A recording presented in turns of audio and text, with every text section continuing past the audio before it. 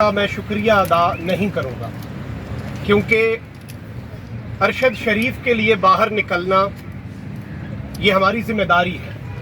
یہ وہ قرض ہے ارشد شریف کا جو یہ قوم چکاتی رہے گی. اور ارشد شریف کا تو یہی حساب تھا کہ مٹی کی محبت میں ہم آشفتہ سروں نے وہ قرض اتارے ہیں جو واجب بھی نہیں تھے. آج تم ارشد شریف کی تصویر سے ڈرتے ہو, آج تم ارشد شریف کے ماسک سے ڈرتے ہو, تو یاد رکھو تم ہار چکے ہو. چاہے تم گمنامی میں جانا چاہو, چاہے تم جدھر مرضی چلے جاؤ, عوام اب نہیں بھولے گی. اور آپ دیکھیں کہ 27 فروری 2017 ہم نے دشمن کو سرپرائز کیا تھا, اور جیسے ہی 27 فروری 2023 کا سورج طلوع ہوا تو الحمدللہ ہم سب سرپرائز ہوئے, کیونکہ اس دور میں ہم نے بھارتی فوجی پکڑا تھا. آج ہم نے پاکستان کا فوجی پکڑ لیا. آج ہم نے 80 سالہ ایک بزرگ کو پکڑ لیا ہے کیونکہ وہ اپنے ضمیر کی آواز پہ بات کرتا ہے.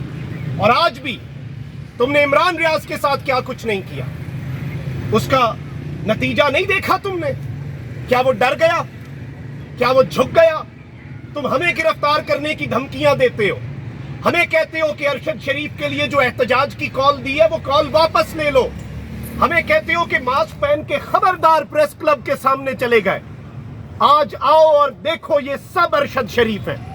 یہ ارشد شریف کی آواز بن چکے ہیں, اور ارشد شریف تم سب سے جیت چکا ہے. تو وہیں ہار گیا تھا میرے بزدل دشمن, مجھ سے تنہا کے مقابل تیرا لشکر نکلا. اور آج تم غداری کے سرٹیفکیٹ بانٹتے ہو. ذرا جاؤ عوام میں, نکلو عوام میں, زبان خلق کو نکارہ خدا سمجھو, کیونکہ ابھی نہیں سمجھو گے تو سمجھنا پڑے گا. اس خطرے کو دیکھ کے کبوتر کی طرح آنکھیں بند نہیں کر سکتے تم. نکلو, پوچھو عوام سے کون غدار ہے, اپنے وطن سے برسرے پیکار کون تھا. تم فیصلہ کرو گے کہ غدار کون تھا. تم فیصلہ نہیں کرو گے, اس ملک کی عوام فیصلہ کرے گی. اس ملک کی اصل اسٹیبلشمنٹ, اس ملک کا اصل طاقتور حلقہ اس ملک کی جمہور ہے, اس ملک کی 22 کروڑ عوام ہے. اور یہی وجہ ہے کہ پچھلے 11 مہینے سے تمہارا ہر ایڈونچر مس ایڈونچر میں تبدیل ہو رہا ہے. تمہاری ہر کیلکولیشن مس کیلکولیشن میں کنورٹ ہو چکی ہے. اور کتنی آوازوں کو روکو گے؟ ایک ارشد شریف کو مارا تم نے, آج ذرا دیکھو کہ ارشد شریف مر گیا ہے. یہ عوام اسے مرنے نہیں دے گی. ارشد شریف کا پیغام بنے گی.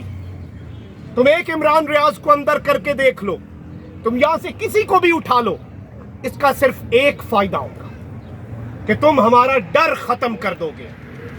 ارشد شریف تو جان دے کے قرض دوستاں چکا گیا تھا. ارشد شریف تو یہاں پہ کھڑے ہر صحافی کا کام آسان کر کے گیا ہے. ارشد شریف تو ہمارے لیے ایک مثال بن کے چلا گیا ہے. خدا کی قسم ہم سب کا کام آسان ہو چکا ہے. حق کی خاطر جان دینے سے پہلے اب ہم دوسری دفعہ نہیں سوچیں گے.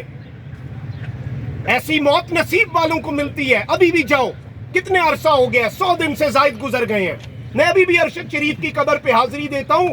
رینڈم لوگ, ان نون لوگ وہاں پہ آ کے فیملیز کے ساتھ فاتحہ پڑھ رہے ہوتے ہیں. ذرا دیکھنا کہ تمہاری قبروں پہ کیا حساب ہوگا.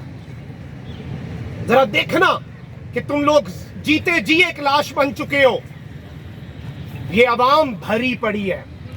ان کے صبر کا امتحان نہ لیجئے.